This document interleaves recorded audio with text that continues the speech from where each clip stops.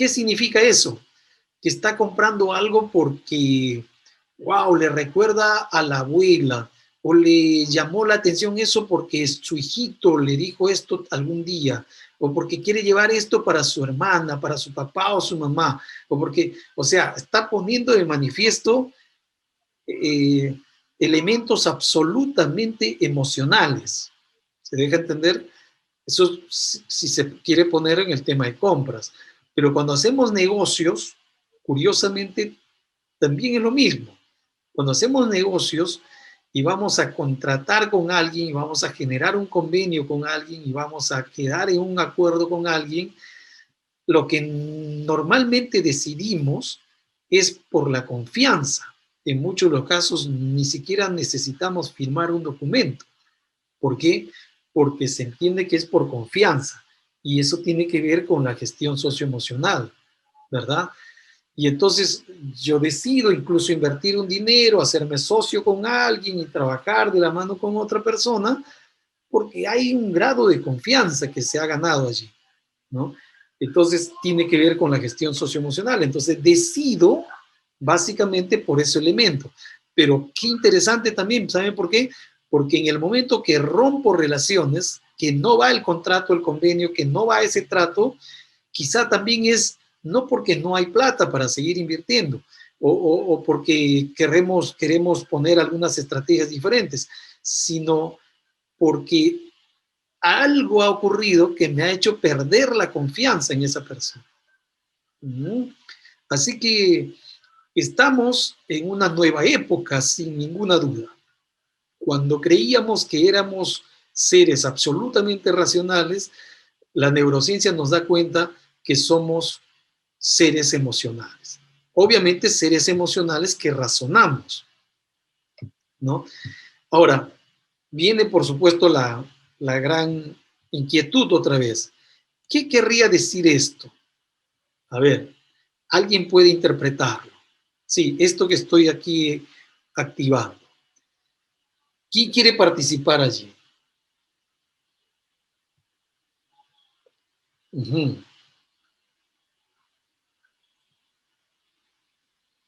¿No?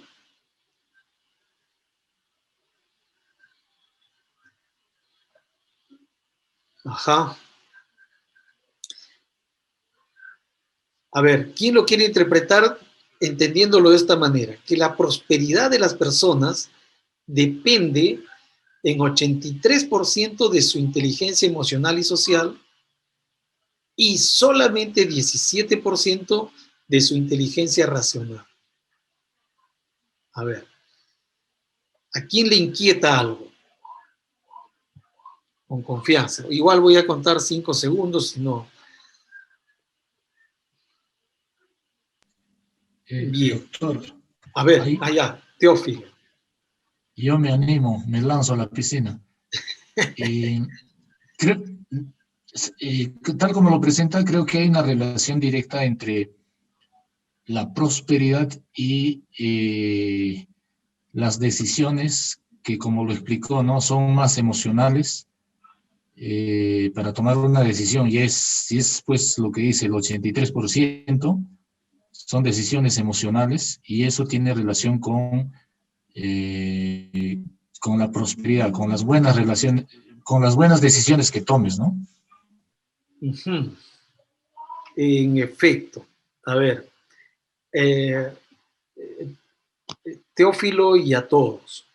Fíjense, esto ha sido varias investigaciones en realidad, ¿no? Y se han hecho, fíjense, una de las más interesantes investigaciones que se ha hecho es a un grupo de rectores de las universidades más emblemáticas del mundo. Rectores, ¿no? Estamos hablando pues de universidades que dirigen 100,000, 200,000 estudiantes, ¿no? Entonces, el rector, se imaginan el cerebro de esa persona, ¿no? Todos los días metido en un trajín, en una dinámica que casi nadie quisiera estar en ese cerebro.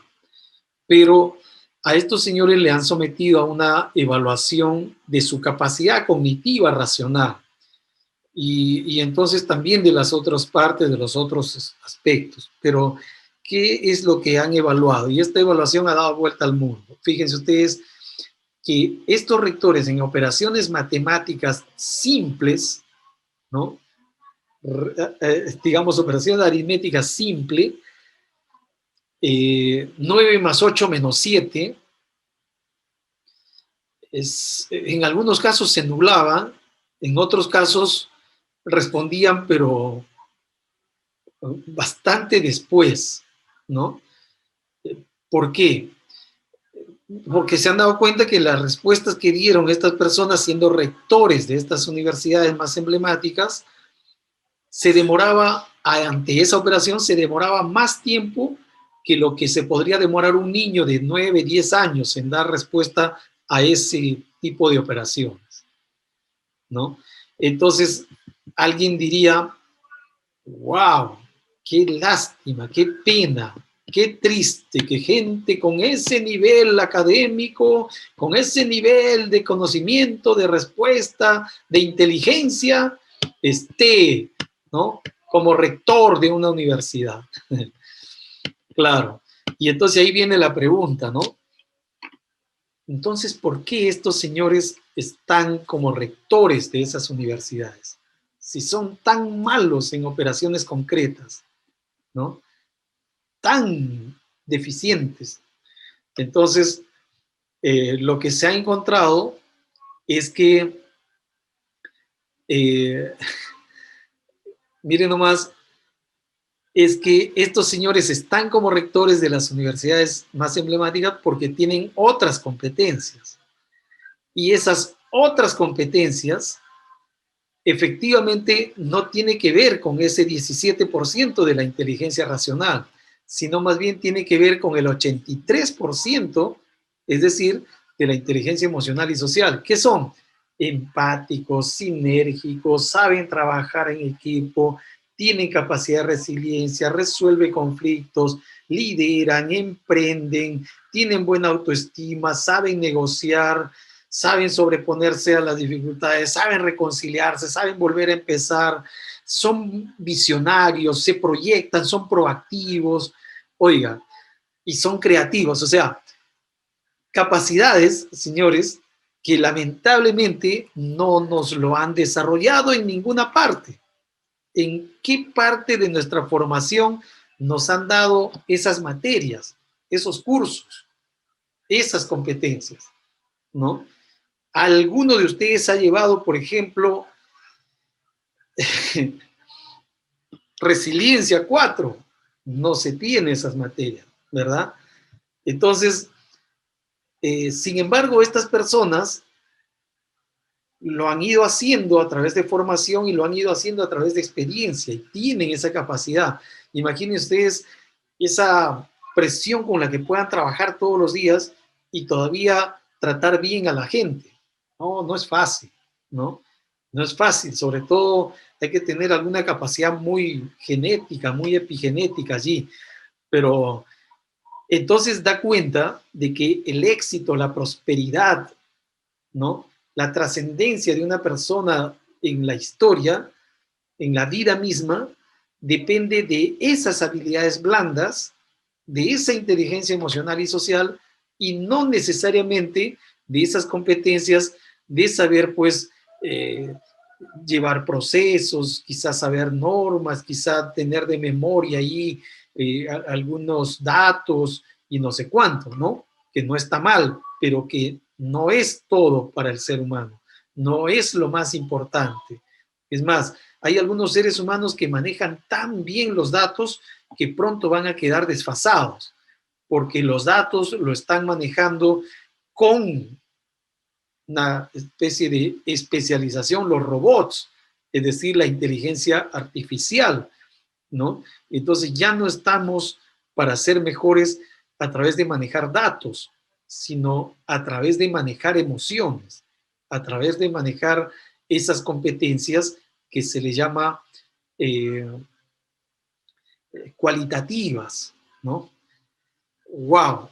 Entonces, esta gente, pues, estos rectores y estos líderes y estas autoridades mundiales también a quienes se les puede ver, como ustedes saben, hay líderes que trascienden en su historia, Entonces, estas personas pues están yendo a negociar, están concertando, están generando convenios, están por allí, digamos, generando confianza y básicamente se mueven en eso, ¿no? En un mundo de relaciones amistosas, ¿no? Saben conservar sus amistades, saben ganárselos. Claro, eso no es fácil. Entonces, lo cual viene a decirnos algo bien interesante. No vaya a ser que se le siga considerando inteligente a alguien que solamente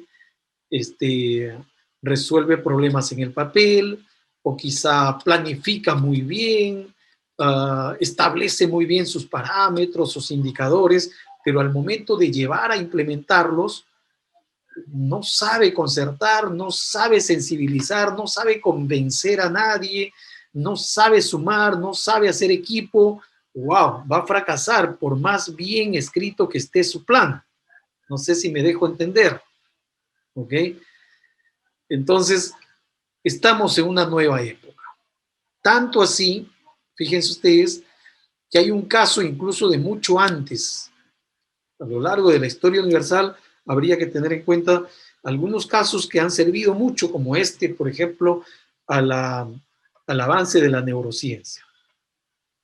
El caso Phineas Gage o Phineas Gage, ¿sí? Phineas Gage era un trabajador de estas obras, de estas infraestructuras que se arman, ustedes saben, ¿no? Imagínate instalar los rieles por donde van a pasar los trenes.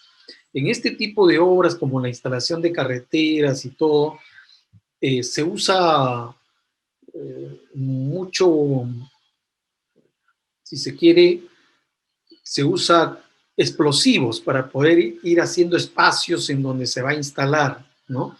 Los rieles, ¿no? En este caso. Y entonces, este señor, Phineas Gage, era un capataz de una de esas obras, ¿no? De una empresa muy grande.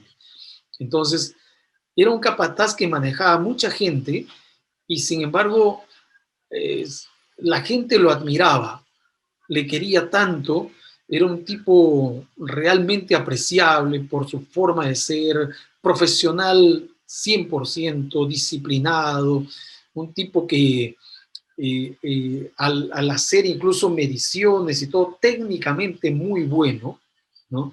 Pero humanamente mejor, porque se solidarizaba con los demás, se sensibilizaba incluso ante el sufrimiento de los demás, ante los problemas que les ponían, ¿no? Era un capataz casi como un padre, un hermano mayor de ellos, de su gente, tipo pues respetable, admirable, ¿no? Y por supuesto muy querido por la empresa. Sin embargo, en una de esas tardes fatídicas, al momento de no prever en la instalación de estos explosivos, uno de ellos explotó accidentalmente, ¿no? Y efectivamente provocó el esparcimiento de todo tipo de materiales, entre ellos de material de acero, ¿no? De tubos, de fierros, etcétera, como lo que podemos ver en la cara, en la cabeza de la figura. Ciertamente, la historia dice, el caso dice que la varilla de fierro, que más o menos tenía unos 30 centímetros, no se quedó en la cabeza, en la cara, como dice la imagen, sino más bien que pasó y fue a caer unos 20 o 30 metros más allá, incluso tal habría sido la explosión, ¿no? El impacto. Entonces, esa varilla de fierro que atravesó la cara y salió por el lóbulo frontal acá, fue a parar llevándose obviamente restos de cerebro, ¿no? Del lóbulo frontal. Y sin embargo, lo impresionante de este caso es que este señor no murió en ese momento por cuestión del accidente, no murió por eso, ¿no? ¿Qué cosa es lo que pasó? Es que eh, justamente lo que habrían hecho es asistirle rápidamente, adecuadamente, con lo mejor que había en ese momento, y pudieron salvarle la vida y además prolongarle su vida por mucho tiempo más. Tanto así que este señor encontró incluso una recuperación sorprendente, escúchame bien, sorprendente de lo que podrían haberse imaginado incluso los médicos que le atendieron, ¿no? Fíjese que eh, eh, si él al momento que iba evolucionando en su recuperación, se daban cuenta que hablaba bien, se movía bien, razonaba bien, ¿no? Respondía bien, mejor dicho. Entonces, hasta los médicos dijeron, oiga, esto es increíble, este señor prácticamente sido afectado, ha perdido una parte del cerebro y viene funcionando normalmente, ¿no?